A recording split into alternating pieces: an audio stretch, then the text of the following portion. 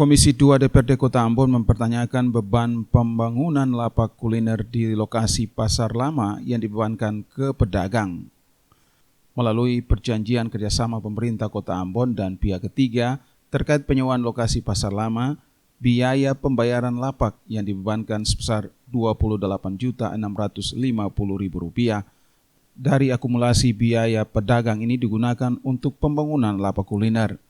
Di sisi lain, sebagian besar pedagang Pasar Lama mengaku tidak mampu membayar langsung biaya sebesar itu. Mereka hanya bisa melunasi pembayaran lapak dengan cara mencicil.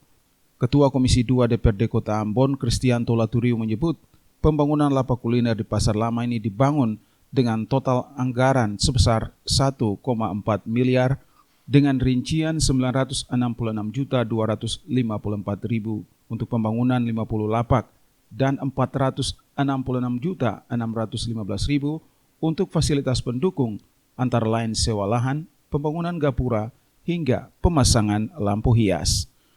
Terkait dengan penggunaan Pasar Lama itu ya, yang sementara dibangun oleh pihak ketiga, Nindya Jaya itu, kami sudah mengundang untuk rapat dan kita bicarakan terkait dengan pembebanan atau besaran biaya yang harus ditanggung oleh para pedagang yang akan menempati tempat itu.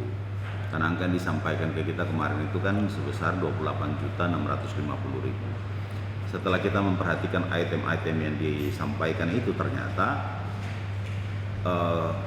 nilai konstruksi bangunannya itu 966 juta. Ada tambahan plus juga dengan beberapa item yang lain. Nah, termasuk itu biaya penyewaan pemanfaatan tempat sebesar 110 juta. Itu juga masuk dalam item yang sebenarnya itu dikasih pikul beban kepada para pedagang.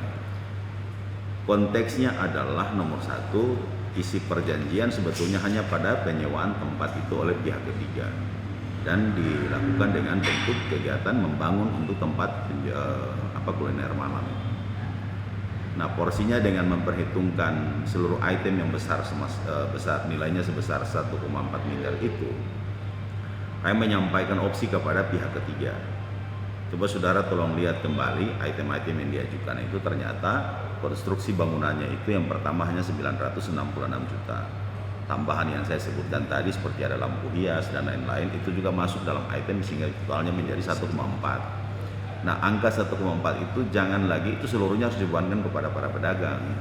Kami sampaikan opsi bagaimana kalau yang saudara bebankan itu hanya pada porsi yang 966 juta.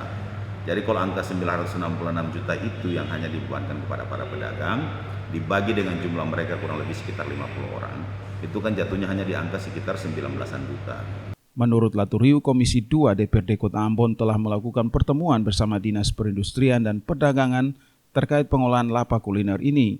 Laturiu mengaku para pedagang adalah tanggung jawab dari pemerintah kota. Dengannya pemerintah kota tidak hanya membiarkan pedagang hanya berurusan dengan pihak ketiga dalam persoalan ini. Melki Latusawole dan Unga melaporkan.